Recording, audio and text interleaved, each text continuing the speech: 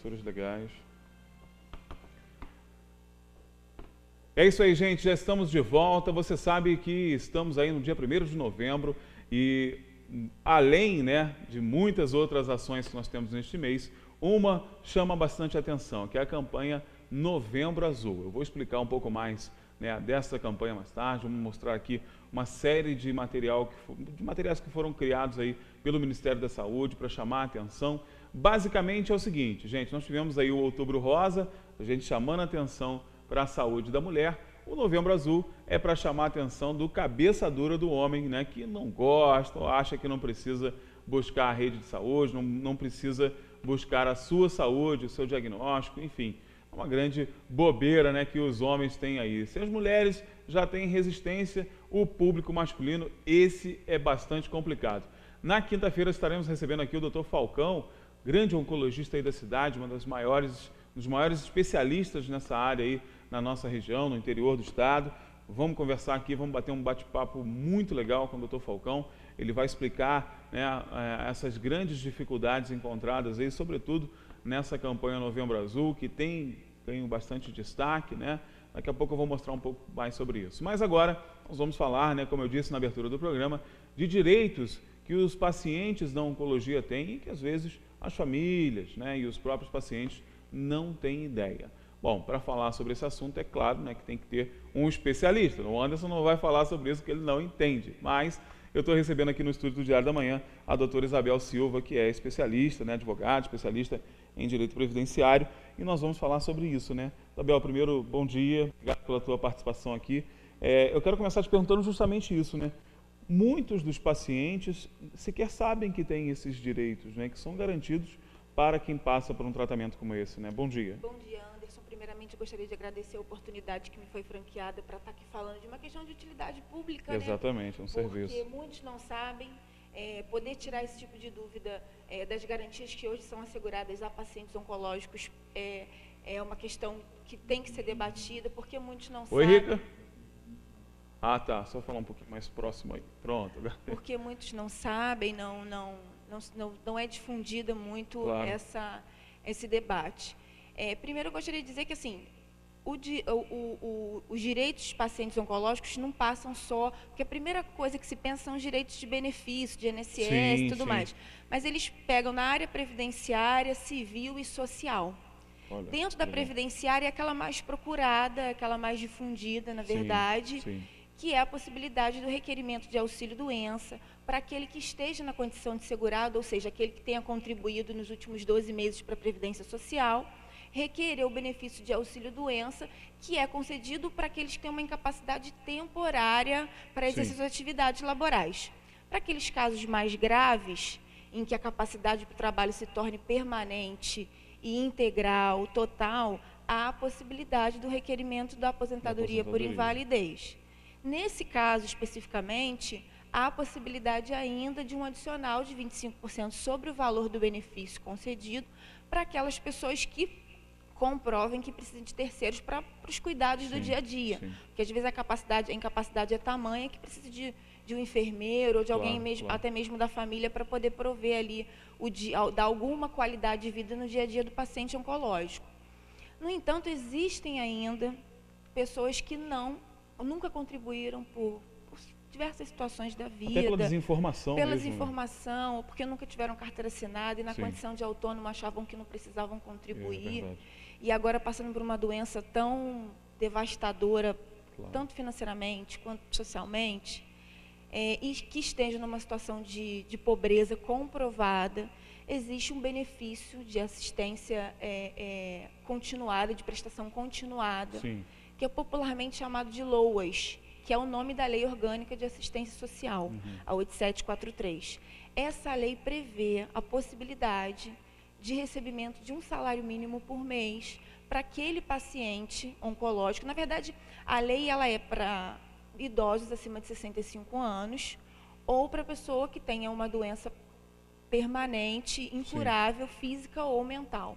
Acaba que, analogicamente, a jurisprudência tem entendido largamente por estender esse benefício para quem sofre do câncer de mama ou qualquer outro tipo de câncer. E aí, há a possibilidade de requerer isso junto ao INSS, há toda uma, uma assistência social para poder aferir se há, porque tem que estar no estado de pobreza comprovada para receber o LOAS. Tem que estar no momento de fragilidade econômica, tudo tem que Sim, comprovar isso. comprovadamente. No entanto, o que acontece? A gente vê que muitas pessoas acabam confundindo o LOAS com a aposentadoria, Com a aposentadoria, ou até verdade. mesmo com benefício de auxílio-doença, mas são coisas completamente diferentes. Quer dizer, o LOAS é para quem não está na condição, né, de contribuinte, ou seja, quem nunca fez essa contribuição, né, quem não é assegurado, mas, né, por uma questão de fragilidade econômica, por uma questão de fragilidade social, pode ser incluído aí nesse benefício que é previsto na lei. Né? Isso. Não é porque ele não pressupõe contribuição, Sim. além do mais não tem a possibilidade de receber um 13º salário, assim como uma aposentadoria por invalidez, Sim, ou aposentadoria é por diferente. idade. E, assim, dentro dos direitos civis mais conhecidos, difundidos pelos pacientes e pelos familiares, é a possibilidade também de tratamento fora do domicílio. Pois é, isso porque aqui é às vezes- interessante, né? Porque às vezes a pessoa está impossibilitada mesmo até de chegar à questão, né? Uhum. E às vezes o município não tem aquele tratamento específico Claro. que a pessoa precisa passar. A possibilidade de reconstrução mamária para mulheres que tiveram câncer de mama, também assegurado pelo SUS, obviamente, para aquelas que não tenham plano de saúde. Claro. E ainda para aquelas que tenham plano de saúde, que seja um plano de saúde limitado, ainda assim o plano deve cobrir. Tem muita gente que questiona isso, né? Felizmente, né, no Brasil, o tratamento de excelência na oncologia está na rede pública, né? É o SUS que possui as maiores tecnologias, né? O INCA aí é um grande exemplo disso. E muita gente acha, né, que por estar assegurado, por fazer parte de um plano de saúde, por pertencer, né, à lista de uma operadora, acaba privado desses tratamentos, o que na verdade é exatamente o contrário, né? A nossa lei do SUS, ela garante esse mínimo para a população inteira e a rede suplementar, né, a partir das operadoras de saúde, é que acabam complementando isso, ou seja, a operadora de saúde ela não pode oferecer menos do que o SUS, né, permite, né? E muita gente ainda tem essa ideia, né? Ah, não posso ter acesso a esses tratamentos. Na verdade, os tratamentos são garantidos, São né, doutora? garantidos, independente. Inclusive, isso ainda te dá a possibilidade de você, um tratamento ou outro, ou pelo SUS e o resto pelo plano Pelo de saúde. plano, Às vezes, o paciente encontra limitação pelo plano de saúde, que pede que seja ou Sim. tratamento feito totalmente pela cobertura Pela rede privada, privada. ou pela rede pública. O SUS não, o SUS ainda te dá essa flexibilidade de atendimento. Tem essa possibilidade de você trabalhar com as duas, Tem né? essa possibilidade. Agora, o que você acha que é assim, em nível de desinformação? A gente sabe que tem alguns benefícios como isenção de IPVA, né, e outras coisas que englobam inclusive a própria família, né? Não só o paciente, mas tem direitos também para a família, para os familiares. O que você acha que é mais assim do campo da desinformação? O que o paciente, de uma forma geral, acaba desconhecendo mais nessa área dos benefícios? Olha, o que mais se vê que se fica surpresa com relação à possibilidade de quitação de financiamento habitacional. Olha, essa eu nem eu sabia. É a menos conhecida, porque muitas vezes até quando as pessoas fecham um contrato de financiamento, elas não Se olham atentam a todas essas as cláusulas coisas, né? ali. E muitas das vezes, a maioria dos contratos Tem um habitacionais seguro ali, né? tem Tem a um questão, seguro ali, claro. exatamente para cobrir o risco de morte e de invalidez permanente. E aí você pode se dirigir ao banco financiador, tem lá um critério interno administrativo para Claro. aferir, né, obviamente, o situação tipo da da doença, enfermidade, se a né? doença é temporária ou permanente, porque obviamente temporária não teria Não sentido. tem esse benefício. Não teria sentido, porque seria Claro. uma invalidez total e permanente. E aí consegue-se. O FGTS, o saque Saque do do FGTS. saldo remanescente do FGTS, até sabem, mas não sabem que também é resguardado a pessoa que tenha um dependente com a doença. Olha, Então, não só para quem... Às vezes, quem tem a doença não está enquadrado no FGTS. mas nunca- ele tem, de repente, um Mas familiar. o seu tutor, aquele que cuida, sim. Ele Sim. também tem direito ao saque. Ou seja, ainda é um benefício, esse realmente, e as pessoas acabam não percebendo. E nesse momento, gente, a gente está falando aqui que a nossa rede pública de saúde tem um tratamento bacana para essa área da oncologia, mas não são só os gastos com medicamentos ou com médicos. Você tem os gastos normais dentro da vida que acabam aumentando mesmo por conta do tratamento. É o que a doutora falou, às vezes é um deslocamento para uma outra cidade, a tua própria forma de vida muda, é alimentação diferenciada, tudo muda na tua vida, né? O impacto é muito grande e com certeza o impacto financeiro também é bastante elevado, né? E por isso o legislador acabou prevendo esse tipo de coisa, né? E o legislador previu e a jurisprudência está fantástica nesse sentido. Ela tem entendido analogicamente várias outras normas que vai se enquadrando para garantir o máximo possível de uma qualidade de vida um pouco melhor para essas pessoas que estão passando, não só para a pessoa, mas para a família, porque todo mundo se envolve na causa. Claro, não. E os gastos financeiros são... Porque muitas vezes você não consegue ter acesso a tudo. E aí, qualquer valor, né? Porque às vezes fala assim, mas a pessoa está passando por uma doença dessas e ainda vai se falar em valores.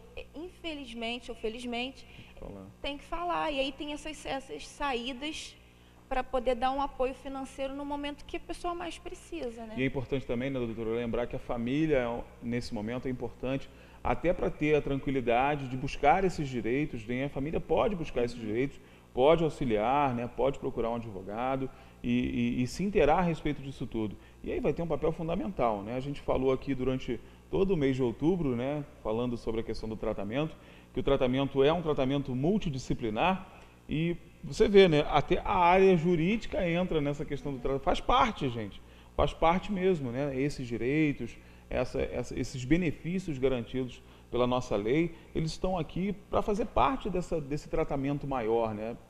Para essa luta para vencer essa doença tão terrível, né? E aí o familiar é importante, né, doutora? Tem que estar junto. O familiar é fundamental, porque é ele que vai buscar esses mecanismos, essas ferramentas para garantir alguma qualidade de vida para o paciente, né? Agora, a dica que você dá, por exemplo, para o familiar que está passando por isso em casa, né? E que quer, de repente, ajudar, quer tentar procurar os direitos das pessoas, qual é a dica que você dá para essas pessoas? Com relação a pacientes que precisam de algum apoio previdenciário, a Defensoria Pública não atende. Para quem não tem recursos para pagar um advogado particular, ela não atende, mas a Justiça Federal daqui de Teresópolis, e frente ali na Receita Federal, na Receita Federal, sim, ela garante assistência judiciária gratuita para aqueles que não têm condições de procurar um advogado. Então, todos os dias, de meio-dia às 5, tem um advogado plantonista que faz um atendimento totalmente grátis pela Justiça Federal. Então, pode procurar a Justiça Federal de meio-dia às 5, todos os dias da semana. Cada dia tem um lá. Então, você que tem dúvida ainda, ali na Rua Muqui, né, perto, você conhece bastante ali, em frente à Receita, né, naquele prédio lá bonito do Ministério Público, né? Então a Justiça Federal tem essa possibilidade. Você vai lá, né, se informa melhor, então procura um advogado amigo seu, né? Ou até mesmo procure um advogado, porque as condições, obviamente que o advogado, até por uma questão de ética, ele tem que analisar a questão em si e a situação financeira do seu cliente para poder adequar um valor que seja acessível e garanta a justiça, né? Com certeza. Então é importante que você procure, gente. O que não dá é realmente para deixar para lá, né? Tem gente que fala, não, isso vai dar muito trabalho. Não dá trabalho não, né? É direito seu, né? Você tem isso garantido e é importante que você se intere a respeito disso. Doutora, muito obrigado pela sua participação, muito importante. Espero que você volte mais vezes. Eu que agradeço. Já vou aproveitar para convidar ao vivo, né? A gente convida ao vivo. Foi muito importante a sua participação, realmente. A gente está falando aqui de uma atuação multidisciplinar, né, para essa população tão fragilizada, né, e que tem sido crescente, infelizmente, nos últimos anos, e que tem necessitado realmente desse auxílio social. E que bom que a gente tem essa série de direitos garantidos, né, que você viu com a doutora Isabel. Muito obrigada, Anderson. Muito obrigada pela oportunidade. Eu gostaria, se tivesse a oportunidade, só de adiantar aqui, eu faço parte da Associação Amigas da Mama. Legal, verdade. Junto com a Gabriela Aliás, Marchelli. a doutora Isabel está participando do livro também, né, doutora? É verdade. A gente está lá contando um pouquinho sobre esses direitos dos pacientes. E lá existe ainda um apoio pro bono, além da Justiça Federal, A gente está começando com apoio jurídico também para essas pessoas que não têm condições de pagar advogado. Poxa, que bacana. E que se tá sintam vendo? à vontade de conhecer a associação, de querer saber seus direitos, mas não querem ir lá na Justiça Federal Entendi. por qualquer questão, pode procurar a associação que a gente vai dar o apoio necessário. Legal, um trabalho maravilhoso da Amigos da Mão. A gente vai falar mais sobre o livro mais para frente, está quase chegando aí o livro, né? Está todo mundo ansioso, tá. tenho certeza absoluta. A doutora Isabel faz parte também desse grupo maravilhoso, que tem a Rosana, né? Tem a Márcia, tem esse pessoal, a Gabriela, né? Que esteve aqui conversando com a gente, enfim, só gente boa contando boas histórias, né? De superação e que vão fazer a diferença na vida de muitas pessoas, tenho certeza absoluta. A doutora Isabel já está convidada para uma próxima Obrigada. participação. Obrigado pela sua participação hoje. Muito obrigada. E a gente vai se ver em breve, com certeza.